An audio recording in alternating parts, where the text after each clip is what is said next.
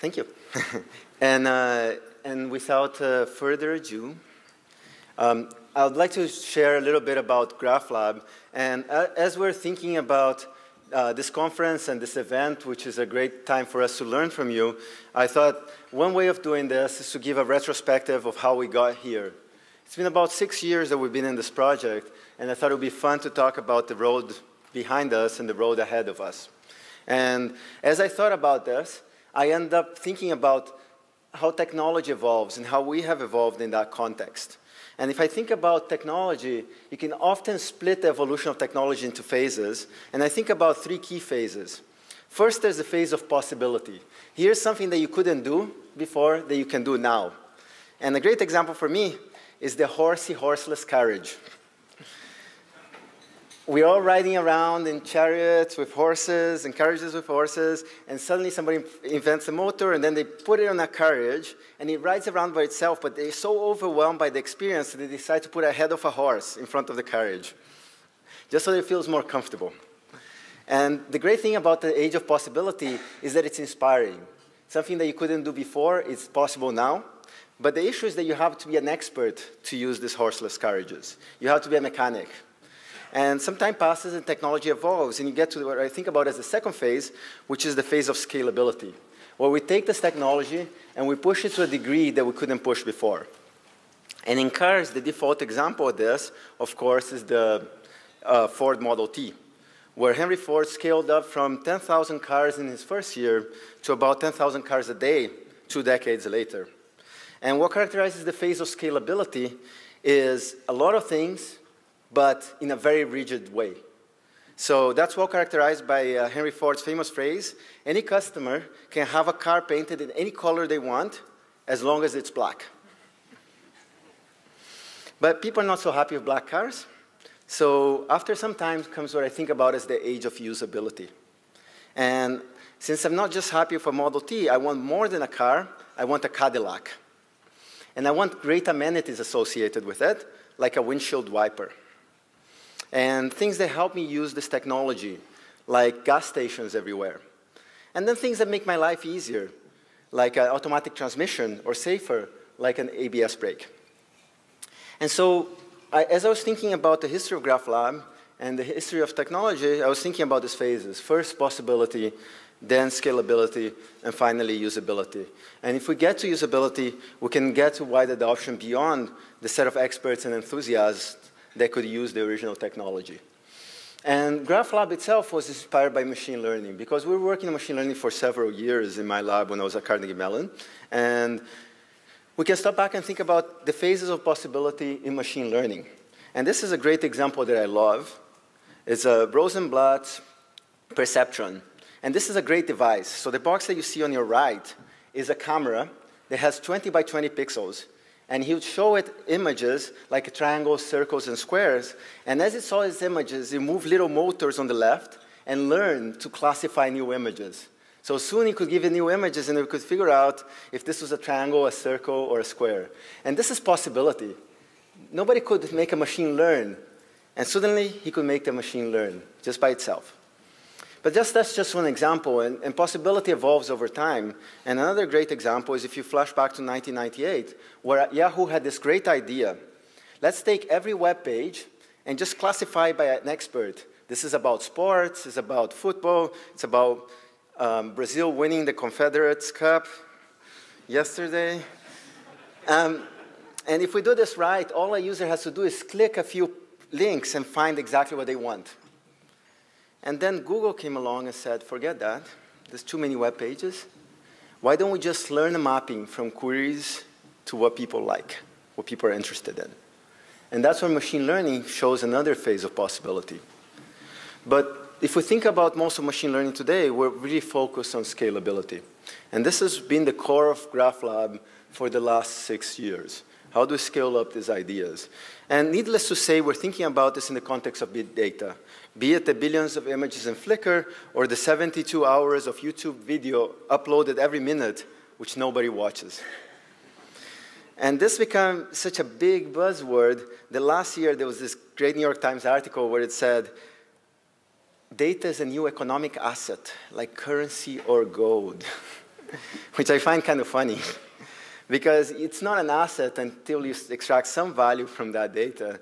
And being biased as I am, we need to think about how to extract that value. We think about machine learning.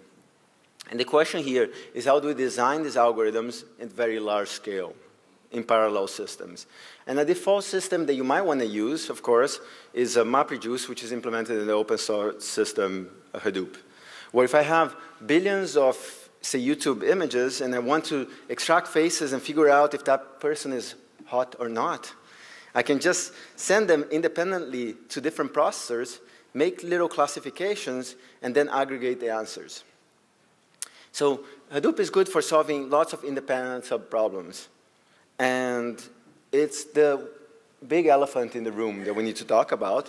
But from my perspective, it's more like a white elephant. And if you look it up on Wikipedia, it's something whose cost of upkeep is perhaps out of proportion of its usefulness today. And we're not the only ones saying this. There's lots of people thinking about the limitations of existing technology. And so the question is what to do next. And that was the question that we posed when we started the project. And we realized that data parallel problems that can be well expressed in MapReduce are good for things like extracting faces independently in each image. But there's more to machine learning. There's more that doesn't fit that mold. And so here is a cartoon example of that. If I show you this little patch from a bigger image, I might ask you what it is. Might be hard to tell. But if I tell you it's near this other patch, maybe that helps. But if I step back and look at the big picture, you're thinking World Cup 2014. So the value in the data is about dependencies. And the question is, how do we represent these dependencies in a way that lets you scale up to big problems? So another flashback to 1998, where I don't know if any of my Yahoo friends are here, but I didn't use Yahoo. I used this other little search engine called Alta Vista. And a little company came by and somehow made me switch. And the question was, what was the technological transition about? What was new?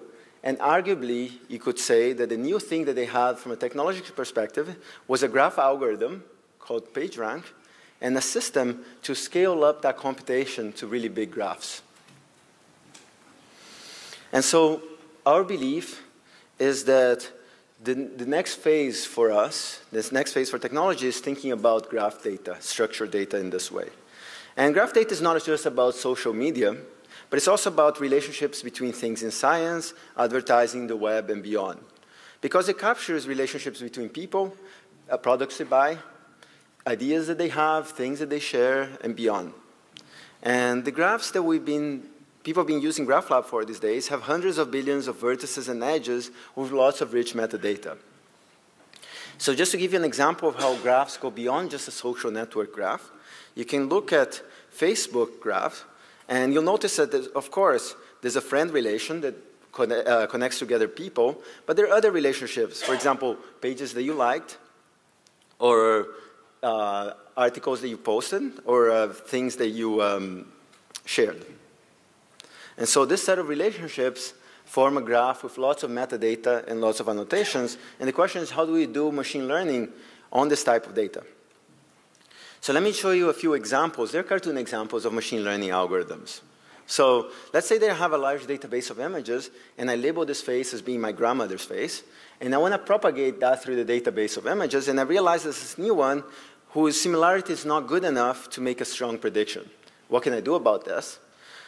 Well, what I can do is connect faces together in graphs. So I can look at other images in my database and look at ones who have similar faces, connect those together, and then use other information. For example, people from the same family tend to co-occur together in different images.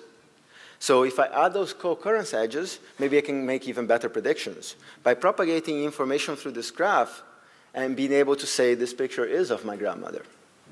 And so for those machine learning geeks like me, the type of ideas that I'm thinking about here are called probabilistic graphical models. So that's one example of graphs that you might derive from data.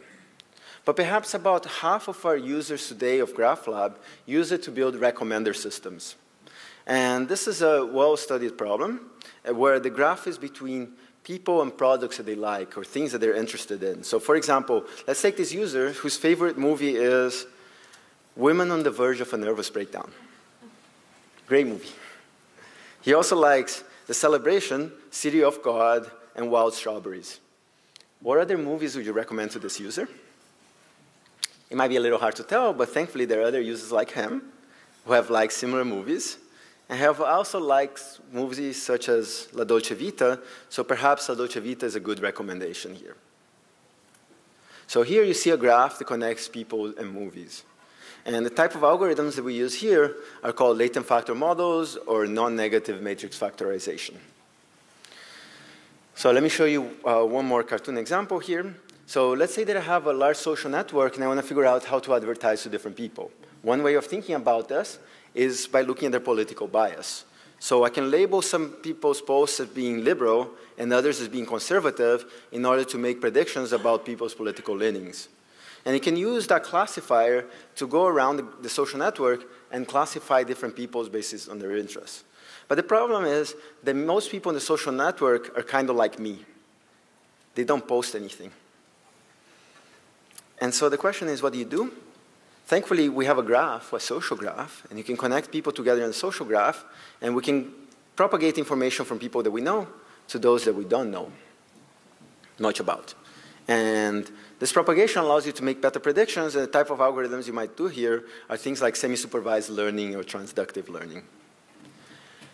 And finally, in a lot of advertising problems, you want to do text analysis to understand what particular items are about, for example, books. And what you can do is build a graph that connects, say, books and words that appear in those books. And using some unsupervised learning techniques, you can automatically discover that in these books, there's some topics about apples, there's some topics about computers, and especially if this was YouTube, there's a big topic about cats. And so the type of models that you can use here are things like latent Dirichlet allocation and others, so LDA. So in general, the idea here is that you start from some data, be it images or documents, you extract some features, let's say faces, and connect them together in a graph of relationships, and you do this magical structural machine learning algorithm that somehow is supposed to extract some value from data. And so since this process is challenging, time-consuming, the goal of GraphLab is to shortcut this and enable you to do it much faster, end-to-end. So that was a goal. And what we wanted to tackle was the types of algorithms that don't fit well into the data parallel problem. They fit more into what we call graph parallel problems. So things like graphical models, supervised learning, collaborative filtering, graph analytics, and beyond. So what we're going to do in the rest of the talk is talk a little bit about how GraphLab does this, and what does it mean to program for these types of algorithms. And I'm going to use a simple graph parallel algorithm example, the one I mentioned earlier from Google, the PageRank algorithm, which you could use, for example, to find out what the social rank of this user is. So I want to figure out what her rank is, and I don't know it, but what PageRank says, it depends on the rank of the users who follow her. And what is their rank? I don't know, but it depends on the rank of the users who follow them. And so since this graph has cycles, you have to somehow iterate something until convergence. And what PageRank does, it iterates a simple formula that says, my rank is the weighted average of my neighbor's ranks. My rank is the weighted average of my neighbor's ranks. And it does this again and again and again, and eventually it comes up with a rank for web pages or for a social network. And it's a good example of a graph algorithm because you start from some graph dependencies in the data. You do some local updates, some local transformations. Let's say my rank is the weighted average of my neighbor's ranks. And you iterate this again and again and again until convergence. And it turns out that the algorithms that I mentioned, the problems that I mentioned that don't fit so well into MapReduce, they fit well into a graph parallel abstraction. So an abstraction allows you to write this type of algorithm. And when you're building this, one of the fundamental questions that comes up is one of synchronous versus asynchronous computation. So if you go back to the bulk synchronous parallel model of Valiant from about 2 decades ago, which is implemented in Prego and also in Giraffe, what he said was something very simple. Imagine attaching a processor to each vertex in the graph. You do some thinking independently. It's like everybody in this room here did some thinking without talking to anybody else. Once you're done thinking, you talk to all your neighbors, you hit a barrier, and then you iterate. It seems like a very natural way to think about this graph algorithms, But it turns out to be highly inefficient. In fact, it's provably inefficient for very large problems in machine learning. So here's a cartoon example of that. So I'm taking the image on the top left, which is a noisy image, and I'm connecting neighboring pixels in a graph, and I'm going to use a standard algorithm to try to remove that noise. And what you realize is that the areas in the boundaries are the ones that are hard to make a decision. And so if you use an adaptive dynamic algorithm, what you get is something where in the beginning you do computation everywhere, but soon you discover that there's some harder parts of the problem, and you focus your computation on those hard parts. And you see here that most of the computation is happening around the boundaries in the image. And so an algorithm that is asynchronous is able to identify those problems and is able to get much better performance. And this was the beginning of the GraphLab project, thinking about this asynchronous algorithms. And when we got to that point and started doing experiments, we realized that this was a practical and theoretical issue. So in the x-axis, I'm showing you a number of processors as we scale up. On the y-axis, running time. If you use a synchronous algorithm, you get perfect scaling. But you're scaling up a really slow thing. In fact, an asynchronous algorithm with 1 processor is faster than a synchronous algorithm with 8 processors. And this is not just an empirical validation, but it's also a theorem, which I'm not going to get into today. So this was about 6 years ago that we started this type of analysis, and we're feeling pretty good about ourselves until we started implementing these algorithms. And the truth is that it was painful. It was painful for my students, actually, who are sitting here, not for me.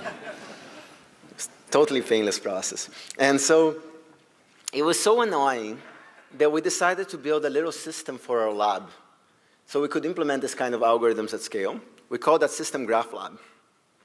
And we realized that GraphLab will help us write algorithms for solving these machine learning problems. And the goals in the beginning were ones where we knew how to solve a machine learning problem on one machine using MATLAB. Somehow we wanted to hand it to GraphLab and on, say, Amazon Cloud and automatically get parallel predictions and write lots and lots of papers. So for us, that was possibility. That was saying, here's something that we want to do that we couldn't do before at scale. So what I'll tell you about first is that first version of GraphLab, where we started by formalizing the idea of these graph programs with graph-represented data, let's say a graph in a social network, where every vertex associated with some data, for example, uses profile, and every edge is associated with some data, let's say similarity weights between users. And you want to do some computation on this graph and compute some stuff. And the question is, how do you compute stuff in a graph? You do it by thinking like a vertex. And the question is, how does a vertex think? It thinks by looking at itself and its neighboring vertexes and edges. And so let's go back to PageRank.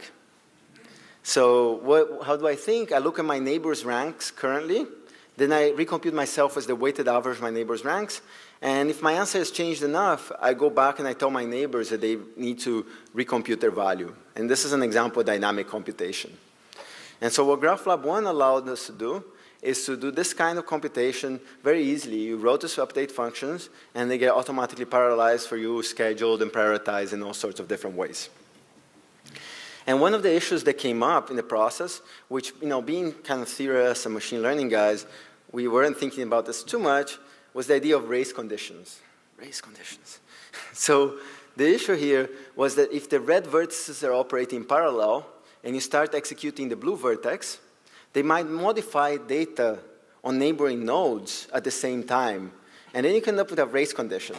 And as we got to that point, lots of people told me, oh, this is machine learning algorithms. They're all statistical. Who cares about race conditions? You should just run and hope for the best. So what they're saying is that if you don't have consistency, you can have higher throughput, more updates per second. That's always true. But for some algorithms, it's good.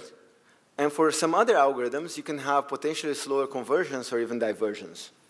So this is being able to turn off consistency, it's an algorithm-specific, problem-specific issue. So for example, if you take movie recommendations on Netflix data with just 8 cores, and in the x-axis I'm showing updates over time, on the y-axis error, In this particular case, if you don't guarantee consistent updates, this is the kind of behavior that you get. It oscillates a lot. If you guarantee consistent updates, this is the kind of behavior that you get. Quickly converges to the right answer. So what GraphLab allowed you to do, GraphLab 1, is turn consistency on and off depending on how confident you were about your algorithm. So this was the way we thought about this when we started, a graph representing data, a update function like my rank is the weighted average neighbors ranks, and a way to schedule this in a distributed way, and consistency models that were user-defined. And we put this out in the open source community almost as an afterthought. We were just interested in writing papers, but somehow it got picked up, and lots of people wrote all sorts of algorithms on top of GraphLab. And they were getting really interesting performance. So for example, this is some results on a project from Tom Mitchell's group at Carnegie Mellon, or something called the co-EM algorithm. And they want to scale this up to some pretty big problems, and they couldn't solve it on one machine, so they tried Hadoop, and they could now solve it. With 95 cores, it took them about 7 hours. This is possibility.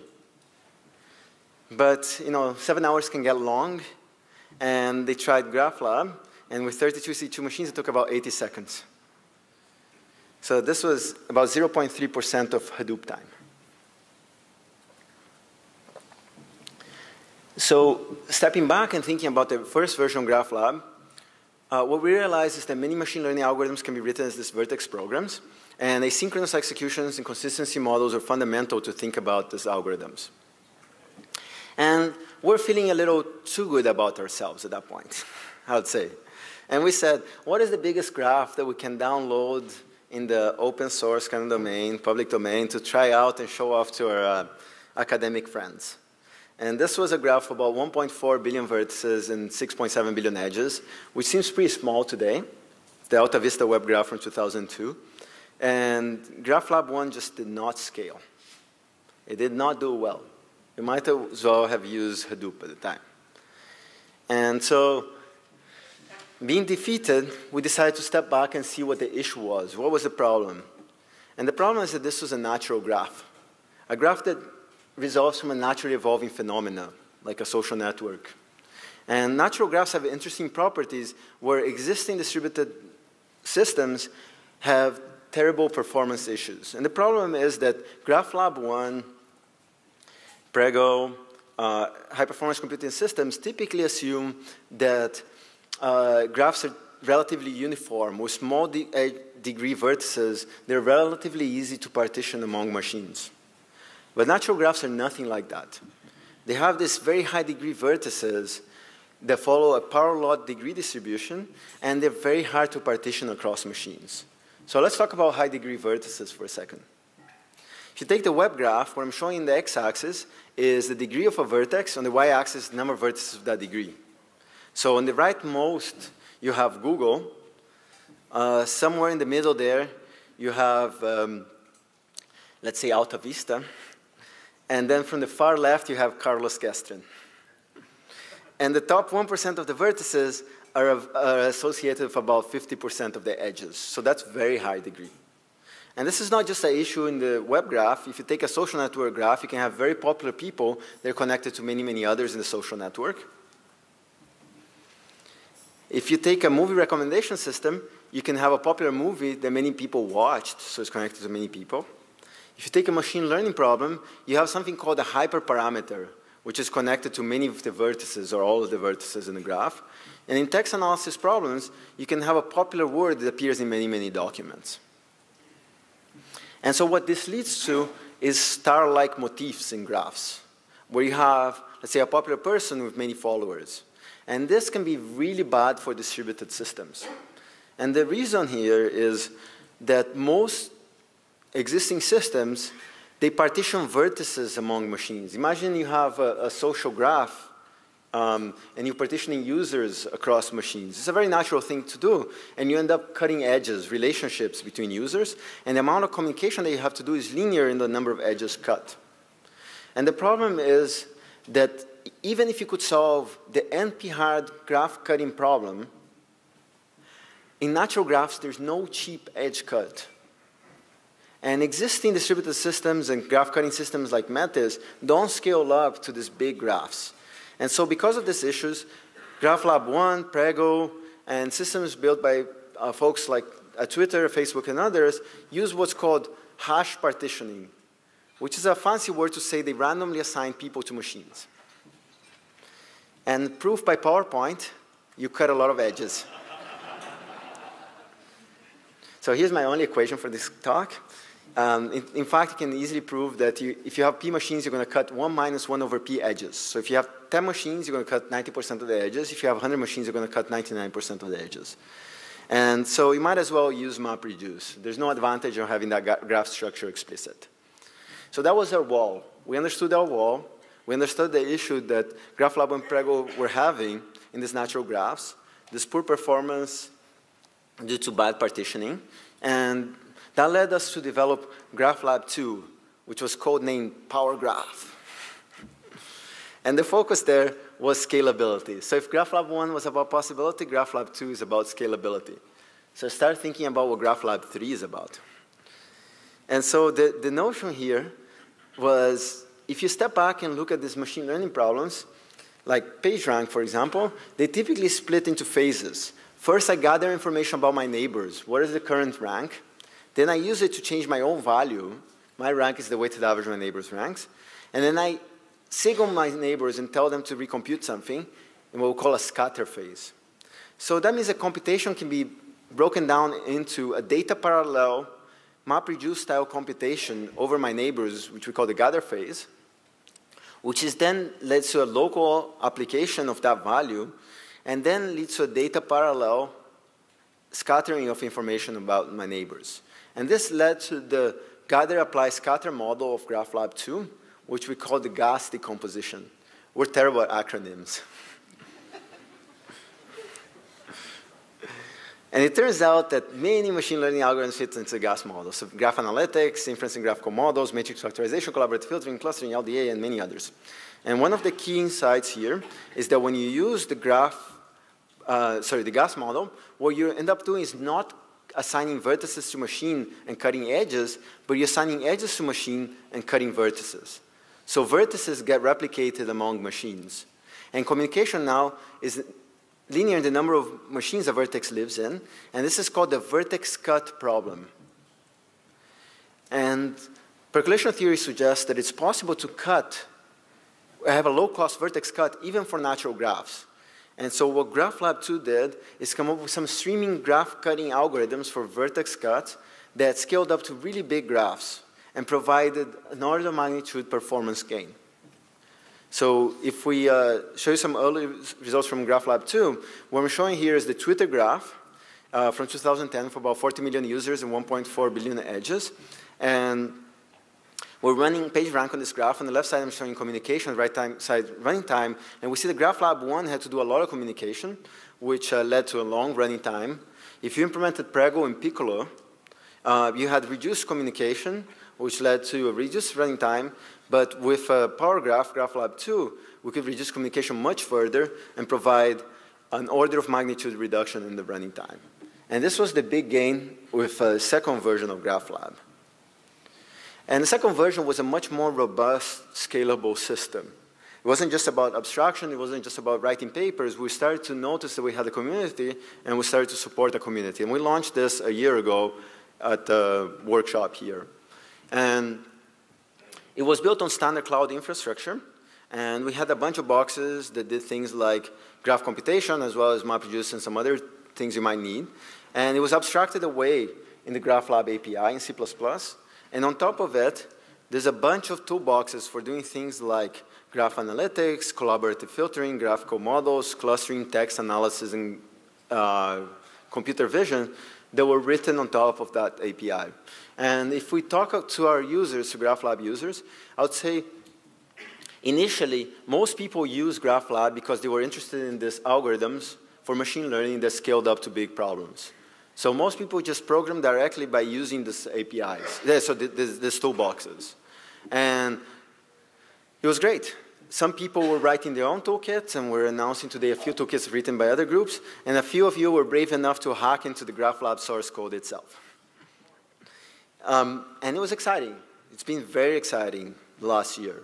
And just to give you a sense of the scalability of GraphLab 2, which is what we focused on, if you take that Twitter graph from 2010 with about 1.4 billion edges, there's a standard task in social networking to figure out who are highly influential, popular people, which is called triangle counting. So somebody who's part of many three-way relationships. I'm friends with Mary, Mary's friends with Bob, Bob's friends with me, tend to be really great people to advertise to. And this is an important problem where there was a paper in 2011 where they used Hadoop to solve this problem. With about 1,000 machines, it takes them about 400 minutes. Which was a possibility. But with GraphLab 2 and 64 machines, it takes about 15 seconds.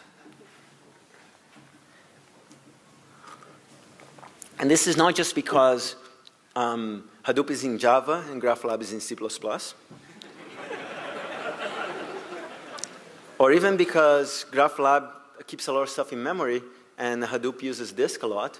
But it's because if the graph is explicit, you can do much better computationally, even asymptotically. So Hadoop is, or MapReduce is just the wrong abstraction for this problem, requiring degree squared communication, which can be very costly. So it's a power of abstractions here. Now, faster running time is just one model or one measure of value. Another measure is programmer time. So let's take a text analysis problem that I mentioned earlier called topic modeling. LDA is an example of an algorithm of that. And this is very important in advertising. I want to find out what a web page is about in order to figure out what ads to place on that web page. And this is such an important problem that Yahoo built a system just to solve this task. It's an awesome system that Alex Mola built. And at the time, he could process about 150 million tokens per second, which is a very impressive rate. With GraphLab 2, and that was with 100 machines. With GraphLab 2 and 64 machines, we could process about 110 million tokens per second. The difference is that the Yahoo system was built just for this task, while GraphLab, it took my student, Joey, about 200 lines of code and 4 hours to implement this algorithm. And this hints towards where I want to go, which is make most of your time and allow you to scale to problems that are much bigger than you could before, without having to build a system dedicated to that problem. Now, if I step back and look at the problem that was stomping us, this was the graph that now feels small with 1.4 billion vertices and 6.7 billion edges, the AltaVista Web graph from 2002. We can now run it, say, on 64 EC2 machines, about 1,000 cores, 4 terabytes of RAM. And it takes us 7 seconds to iterate over the graph. So that's about 1 billion links processed per second. And it's only 30 lines of code that we had to write. And so at that point, we're feeling pretty good about ourselves. And another one of my students, Apo Kirola, walks into my office and says, "Buy me a Mac Mini." And I think he wants to watch TV. But he says, "No, I want to solve web scale problems on any computer." So there's a genesis story for things which may or may not be true. There's one for names which may or may not be true. And the name GraphLab, there's a lot of animal mascots out there. And I had a Labrador at the time, so GraphLab from Labrador. Apple wanted to build a small version of it, so he called it GraphChi for Graph Chihuahua. And what he said was, I'm going to use SSDs or hard drives to solve these big problems efficiently. And the problem is, if you start using hard drives or SSDs, you end up with the issues of random accesses, which can be tremendously problematic. So if one piece of the graph is one part of the disk, another vertex of the graph is in a different part of the disk, you spend all your time doing random seeks, and you don't get anything done. And what he developed was a new method he called the parallel sliding windows method that minimizes the number of random accesses. So it's a little bit of advertising.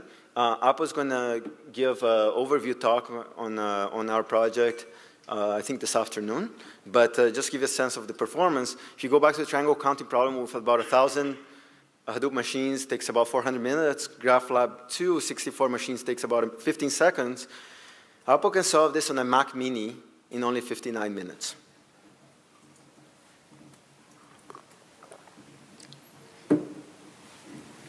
So GraphLab 1 was about possibility. It was about figuring out that machine learning algorithms could be written as these vertex programs and that asynchronous execution and consistency models are fundamental. While GraphLab 2, Power Graph, was about noticing that natural graphs were the key challenge for graph computation in distributed systems. And now they're all the rage, actually. And that vertex cuts and the gas model were fundamental to getting a problem to scale to really, really big problems. So getting a system to scale to really, really big problems. But let's talk about where we're going with this. So GraphLab 2 was about scalability. And to be honest, it was at a loss of usability. In other words, GraphLab 2 was available in any color as long as it was black. And just to give you a sense of this, if you look at a GraphLab 1 program for PageRank, it's very intuitive. You say, compute the weighted average of the neighbors, and you reassign it to yourself. The program is exactly what you expect it to be. You can read it and understand it, and the code is intuitive. That's what happened with GraphLab 1. With GraphLab 2 and the gas model, this is the code on the right. It's short, and that's the most I can say for it. It's not intuitive. There is some implicit aggregation going on in this code that you have to understand in order to understand what's happening. Don't try to understand it. And you really have to understand how the engine works, what are the phases of computation in a new way in order to think about what that program does. And that was an issue. It was an issue here of accessibility. Who could use GraphLab 2? So GraphLab 1 provided great flexibility at the cost of scalability. While GraphLab 2 provided amazing scalability at the cost of usability. It's very handcuffing to that gas model. And implementing things like restricted Boltzmann machines for those familiar with it in GraphLab 2 was just annoying. Just annoying pain. I think Danny did it, and Danny's here. So it's doable. But the question is, what should we do now? How can we do something in between? And what we really want is a Cadillac. That's what I want. But it has to be electric, by the way. And so what GraphLab 3, codenamed Warp Graph, does is hopefully provide more of that usability again. Because it allows you to program like GraphLab 1 by thinking like a vertex, writing these little vertex programs. But it gets executed like GraphLab 2 in this vertex partitioning way. So let me spend a couple of minutes telling you where GraphLab is going, what GraphLab 3 is about.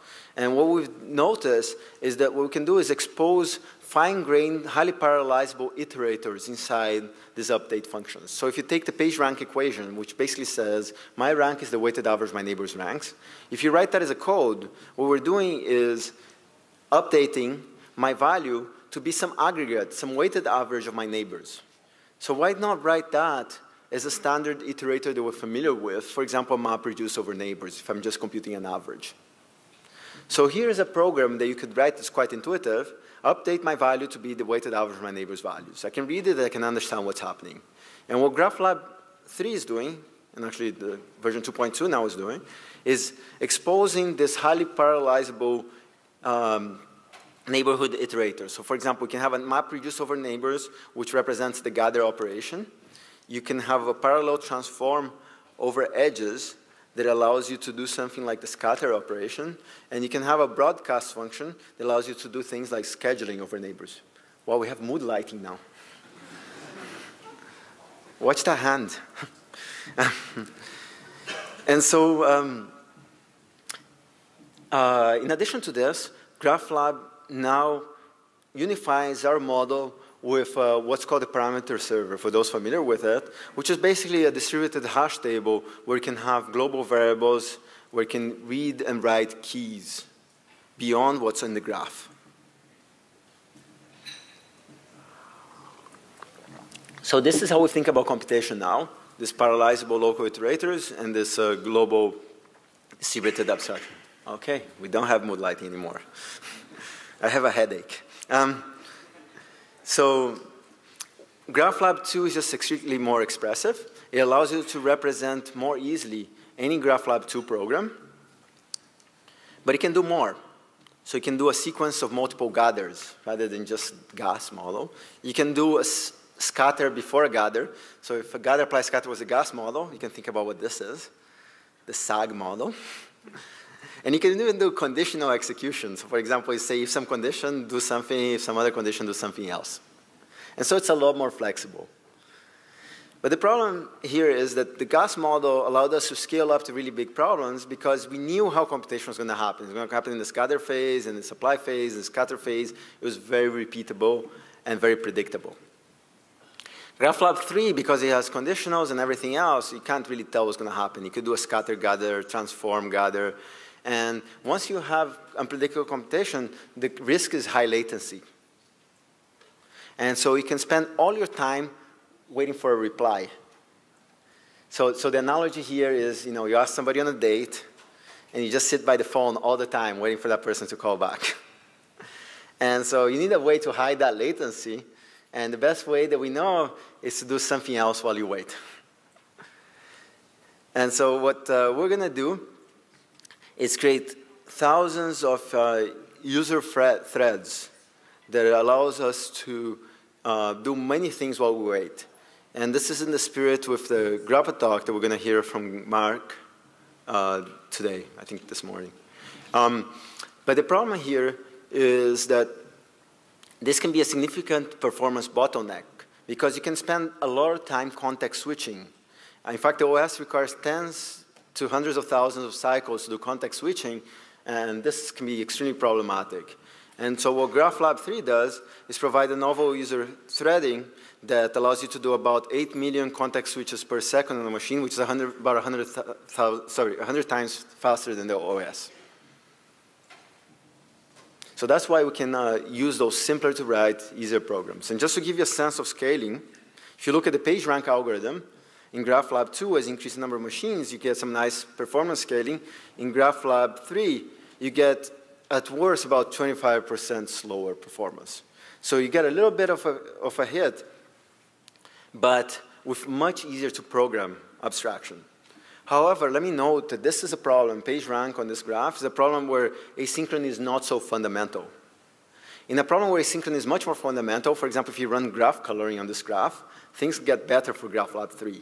So if you look at GraphLab 2 on this problem, it takes about 227 seconds, while GraphLab 3 takes about 89 seconds, so it's about 2.5 times faster. So we can have a simpler to program model that can be faster in some problems. And that's when asynchrony is fundamental. Okay, so GraphLab 1 was about possibility. So machine learning algorithms practice vertex programs, asynchronous computation, consistency models. GraphLab 2 is about scalability, so noticing the natural graphs were a key part of our computation in graph problems. And we dealt with vertex cuts and the gather apply scatter model. GraphLab 3 is focusing on usability. And our programming model allows you to access your neighbors through these highly parallelizable iterators. And there's some key latency hiding schemas to make that possible. And since I said GraphLab 3 is about usability, let me tell you that the consensus among GraphLab 3 users or the Warp Graph Engine users is that it's much easier to use than GraphLab 2. And this is for a user study group of 2.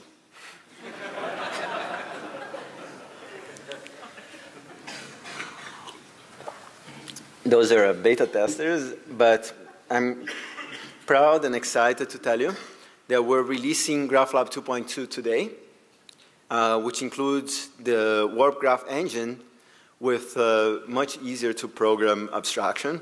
And now we expect to get a lot more feedback than 2. And we're excited to get your feedback and see what it works for you and what it doesn't. And one exciting thing that I'm not talking too much about here, but is that GraphLab 2.2 now supports streaming or dynamic graphs. So unlike all the previous versions of GraphLab, now the structure of your graph can change over time. Was that excitement, or was it just here? Exciting, good. So it's a big deal for us. It's very exciting. and it's something that I think will make a big difference for many of you. So consensus is that GraphLab 3 is much easier to use, but easier for whom? So I thought GraphLab was extremely easy to use. Anybody in my lab could use it. Now, we're seeing that GraphLab is useful for anyone in this hall. But I want to go beyond that. I want to make GraphLab useful for any data scientist. Or even beyond that, for anybody who is smart and has big data. And the question is, how do we make that possible? How can we do that in a very, very significant way? That's where we're going. This is what you should expect to see from us. And the new abstraction simplifies writing GraphLab programs, but you still need a together cluster, install GraphLab, configure a system, write some C++ code, and do all sorts of things that are annoying. And I've always wanted to resolve these issues, but there was always a big barrier for me, which was I couldn't give my students PhDs for solving those problems. Hadoop integration does not get you a PhD, unfortunately. Just as an example. And because of that, and because of the great engagement of our community, we have decided that the project has reached a certain level of maturity that led us to spin it out of the university. So we're excited to now have, in addition to graphlab.org, we have graphlab.com. And we've been lucky to be funded by some great investors, Madrona and NEA and others. And our focus is on making GraphLab more usable and continue to support our community. So we're going to continue to have an open source project that evolves over time, but with increased support and increased usability. And just to give you a hint of this, so nobody's seen this before, but what we're doing is making it easier to do everything that you might want to do with GraphLab, including even kicking the tires of GraphLab. So right now, kicking the tires of GraphLab is hard. You have to install a system and get your data and do all sorts of things. With our upcoming release of GraphLab 3, you'll see that you can actually go into graphlab.com, log in, select a set of EC2 machines you want to use, or run in your own cluster, of course. You get a little link, and that gives you a Python console that allows you to interact with GraphLab on the cloud. And this is extremely exciting for us. So exciting, and I'm feeling so brave that I'm going to give you a demo of that. Okay. So here we are. Here's the GraphLab Python console, and we're going to start by importing GraphLab. So just like you'd import anything else in Python, and I'm going to read a data file, and this is going to be a graph. Does it say date? No, it should say data. Demo. This is the, sorry, data demo live journal. I hope I got this right. Oh, and I'm missing an extra slash. See, my typing ain't so great.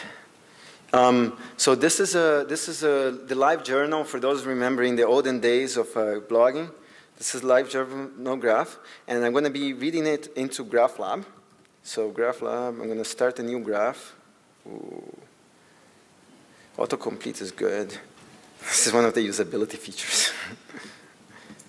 And so what I'm doing, GraphLab, so you see that I've typed, oh, sorry, live demo. I was ahead of myself. So I'm reading that input file, and what this does is loads the graph.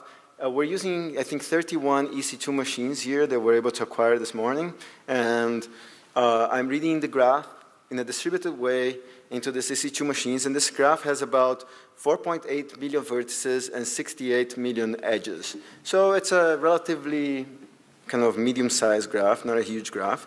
And as that graph reads, what I'm going to do is that first standard task, which is going to be triangle counting on this graph. So we're going to read the graph, and then we're going to do some triangle counting.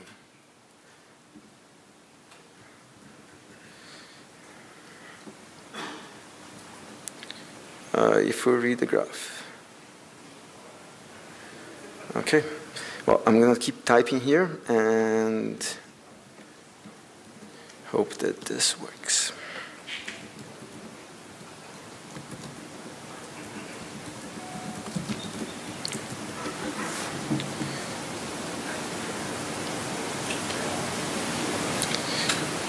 Rajat,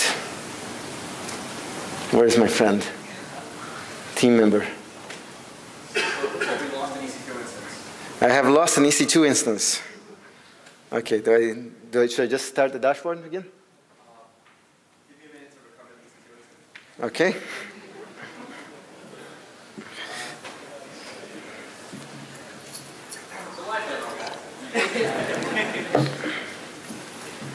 Okay, try again.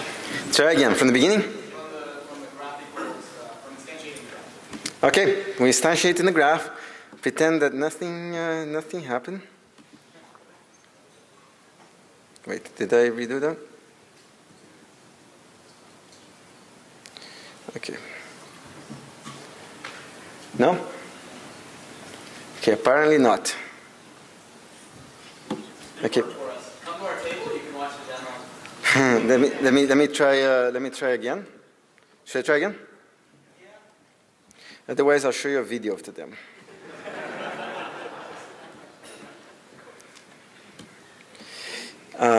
So TSV equals /data demo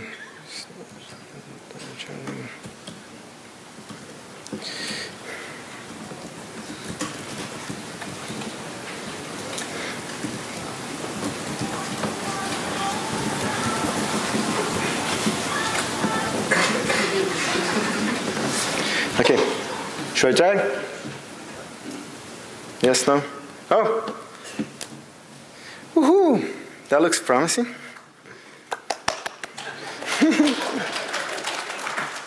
Let's not clap until it's done. Okay, so supposedly we're loading. Yeah, there it is. No hiccups. So EC2 is with us. And what I'm going to do is that simple triangle counting on this graph. And I'm going to capture the results back into, so I'm going to capture the results back into Python. Cute. So what we see here is that in a distributed way, I think on 32 EC2 machines, unless one of them died again, it takes about 5 seconds to count the triangles. And now we're processing the results and reading the results back into Python using a standard NumPy array. And you can choose whatever you want to use. And now I'm going to cheat and try to do some computations on this. I'm not cheating yet. I'm going to use copy and paste in a minute. But first, let me try to figure out what we've done. So let's see how many triangles we counted. So I'm going to use some standard NumPy functions. So I'm going to take my output. I'm going to sum it over. And you have to do this. NumPy stack. So you can see that it's actually Python code. So colon 1. So unless I mistyped something, nope. Sorry, one parenthesis missing. Print NumPy. Okay, let me be less brave and just copy some stuff from here, since we're running a little short. Okay, so now we've counted, and it's so in that process we counted about 400 million triangles, 411 million triangles, and since the data is back into Python, what we can do is do any kinds of things you might want to do in Python. So for example, let's build a histogram of this data. So just using standard things to build a histogram. And what you should see here, on the x-axis is the number of triangles, and the y-axis is the number of people that have this many triangles. And you can see there's some people over here who are part of, say, ones to tens of triangles, and this is a lot of people.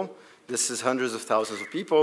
And there's a few lucky ones who are ones to tens of people who are part of tens of thousands of triangles.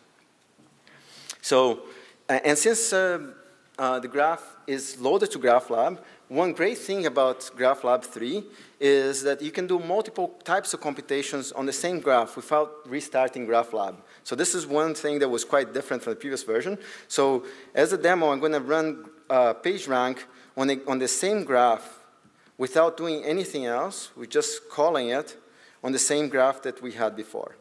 So it's still loaded into GraphLab, so I just call it do PageRank on this graph. And I'm just going to call execute. And now we're going to be executing PageRank on all of the nodes. And it takes about 4 seconds. And we're reading the data back into Python. And here's where I'm going to cheat. And I'm going to copy the plotting code. Oh, I forgot to, since this is a demo, I forgot to tell it to store in anything, so we actually printed out hundreds of millions of page ranks right here. So let me just type PR underscore results is equal to this. Okay. So now we're going to redo it, and after we redo it, I'm going to do some plotting. It took 5.9 seconds this time, and it's processing the results back into Python. And here's a histogram, and you can see most people have a very low rank, let's say rank around between 0 and 1, and there's some lucky few here that have high rank, about 6 to 8. And that's what we expect from a parallel graph. So this is a nice thing. So the graph is loaded into memory, and you can do multiple types of computations on the same graph. But I want to show you, since somebody rubbed their hands in excitement, I want to show you how we can do dynamic graphs. So we can load a graph dynamically over time, and the graph can change. So the example I'm going to give you is the LDA example. So this is topic modeling, and we're using Wikipedia data. So this is about 6 gigabytes, if you zip it together, of Wikipedia data being read. And what you see here is we're loading all pages that have the word pi in it. We're geeky. I'm sorry. And what we're going to do is run LDA, which is a standard text analysis problem. And so I'm going to copy the code in here so we can go a little faster. And so now it added about, about 4,000 documents in Wikipedia that have the word pi associated with it. And we started. And LDA is going to be an anytime algorithm. So GraphLab is running the background, computing these topics on the data. And at any time, we can ask it, what are the current topics associated? What have you learned so far? So I'm going to paste this in. And what we learned so far around the word pi, there's definitely a big topic about universities. There's a topic about number theory. And there's an interesting topic here. Anybody know what this is about? And yeah, there's some nice historian there. There was an emperor in China whose last name was Pai. And there's even this one. If you remember, there's a Pi movie, which is another cool movie that might be on my list of things that I like. And since this is a dynamic graph, we can load more data. So here's, you can add any word. And if you come to the demo, you can, to our booth, you can say what words you want to add. Here, I'm just going to add the word graph, since it's supporting our community here. And so what we're doing is taking the same graph out there and just adding more documents, which corresponds to adding more vertices and more edges associated with these words. And originally, we had added 4,000 documents, which had, 139,000 words, which led to about 2 million edges. So that's 2 million edges in the graph. And now we have about 3.7 million edges. And we can call the same function and see how the topics have changed. So remember, before we just had the word pi. Now we have the word documents with the word pi and with the word graph, and now we can see we discovered a topic about graphs.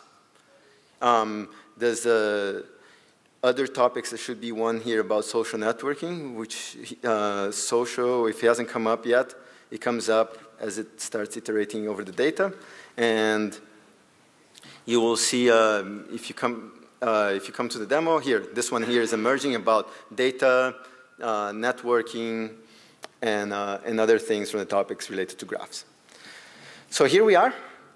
This is what you should expect from GraphLab 3. So I'm going to just stop it and just close off the talk. Thanks, Rajat, for fixing that.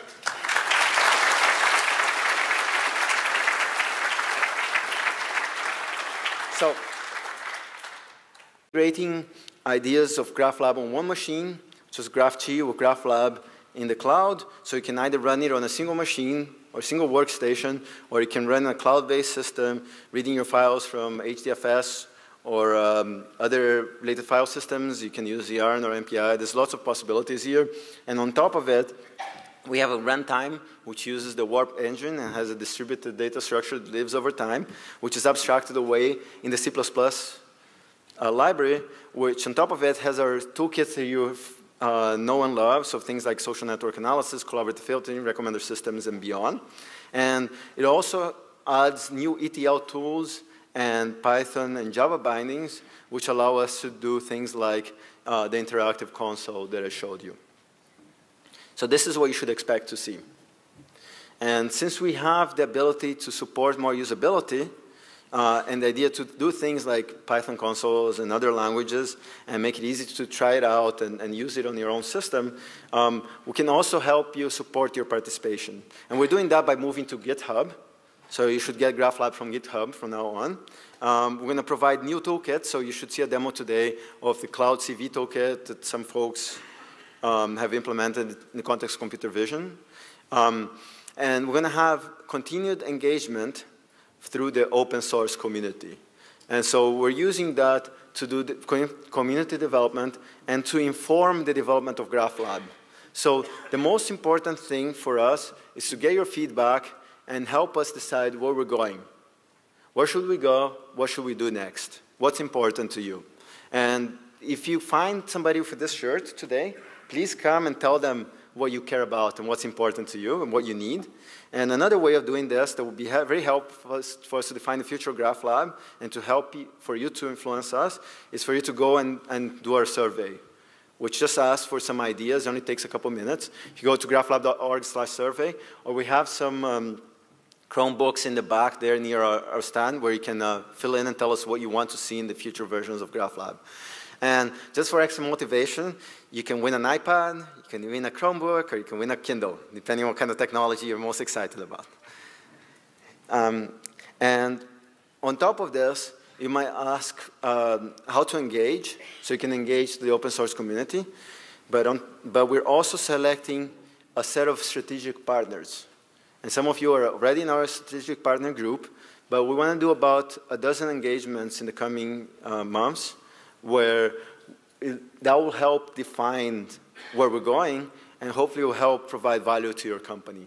So if you're interested in that, you can reach us at partners at graphlab.com.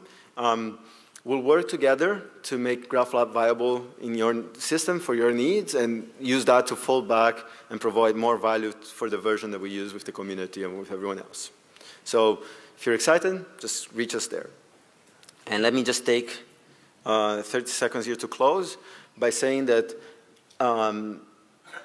beyond making GraphLab more usable, what I'm most excited about in the future of GraphLab is bringing usability to machine learning. I want to build that Cadillac for machine learning. Because this is an exciting time to do machine learning. This is a time where we have tons and tons of data, and the surprising thing is that people expect machine learning to work. When they pick up their phone and they use Siri, they expect that to recognize what they want. And I find that incredibly valuable and incredibly exciting because it provides me with a unique opportunity to, and us here, for a unique opportunity to change how we deal with data. But the problem is that today, pretty much every system, every deployed system of machine learning required a bunch of PhDs to make that system work. And that's not what we want in the future. So the goal of the GraphLab project is to make sure that huge-scale machine learning can be accessible to everyone. And I hope you'll work with us to make that possible. So if GraphLab 1 was about possibility and GraphLab 2 was about scalability, we're excited to talk about GraphLab 3, which is the usability focus. So come to our booth and tell us more about what you hope for. Thank you.